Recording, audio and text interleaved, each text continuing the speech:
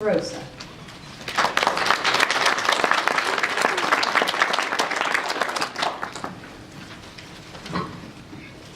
Good morning, family and friends, temple staff and professors, and of course my peers.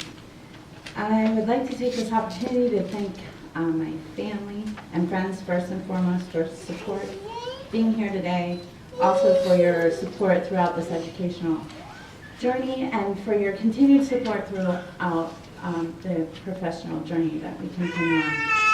I would also like to take this opportunity to share some things that are on my heart to encourage and engage you in the next few moments, but to also leave you with something to think about in the days to come.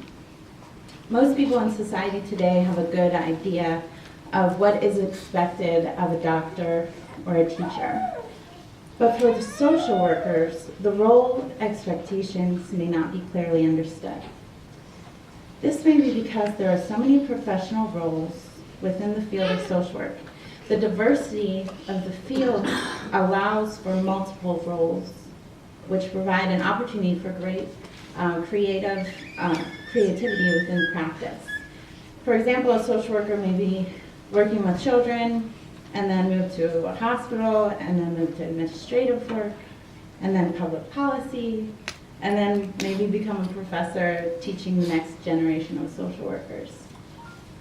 Our temple education, as well as the experiences from our past and professional development, have brought us where we are today and have prepared us for what we will do tomorrow.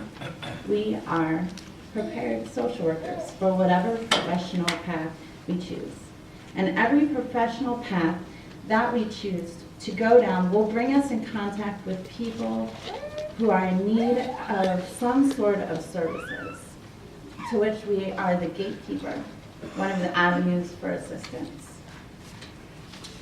As social workers, we are some of the most compassionate people in the world. We see people differently, through a lens that transcends norms, stereotypes, and labels. This ability to see people differently is genuine, something that is within us, and it's our biggest strength, and yet it is sometimes a weakness. Through our educational journey at Temple, our professors have made it clear that as social workers, we must recognize our own bias as humanity, in our humanity, and know that we cannot save everyone. This is a realistic concept, but it should not give us reason to do nothing. For that moment, when you're face to face with your client or on the phone discussing issues, in that moment, a change can happen. It's big or small, you may not even know that it happened, but a difference in their lives can happen. It is that optimism and belief that keeps the social worker persevering and passionate. I want to share a story I read in preparing for my speech today.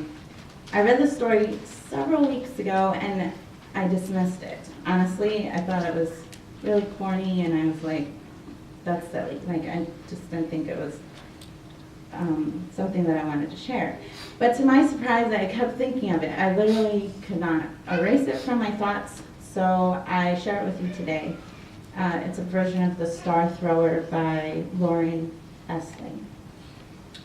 Once upon a time, there was a wise man that used to go to the ocean to do his writing. He had a habit of walking on the beach before he began his work. One day, as he was walking along the shore, he looked down the beach and he saw a human figure, moving like a dancer. He smiled to himself at the thought of someone who would dance to the day, and so he walked faster to catch up. As he got closer, he noticed that the figure was that of a young man, and that what he was doing was not dancing at all. The young man was reaching down to the shore and picking up small objects and throwing them into the ocean. The wise man came closer still and called out, "Good morning. May I ask what you're doing?" The young man paused, looked up, and replied, "Throwing starfish into the ocean." The wise man replied, "I must ask them, why are you throwing starfish into the ocean?" To this, the young man replied, "The sun is up, and the tide is going out, and if I don't throw them in, they'll die. Upon hearing this, the wise man commented, "But young man, do you realize that there are miles and miles of beach, and there are starfish all along every mile? You can't possibly make a difference." At this, the young man bent down, picked up yet another starfish, and threw it into the ocean. As it met the water, he said, "It made a difference to that one." Social workers make a difference. We will make a difference. On our journeys up to this point, we have fed our passions, making them strong, burning flames that we hold before us. We will need that flame to burn bright because we have chosen paths that are less traveled. And as we go, we will meet people in need of our passion. We will use our flames to empower and assist our clients by being educators, managers, advocates, and brokers, picking our clients up and throwing them back into the sea, giving them another chance. I brought a little reminder for my peers today to take home. They're little starfish. And I want you to put them in a place where you'll see them every day, so that when you are dealing with complicated cases or complicated clients, you can look at the starfish sitting on your desk or wherever, take a deep breath, and be reminded that you realistically may not be able to save that person, but you can make a difference. So before I hand these out, I told my mom that I was handing out starfish, but I didn't tell her why. And I knew that not all of our peers were going to be here today, and there's extras in here.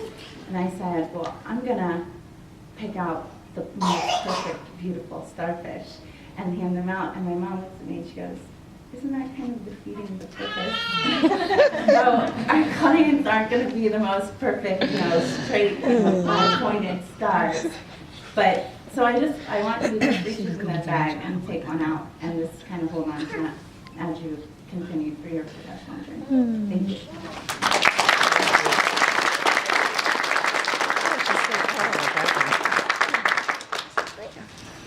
Thank you, Maria. That was a wonderful speech. Let's give her another round. Yeah.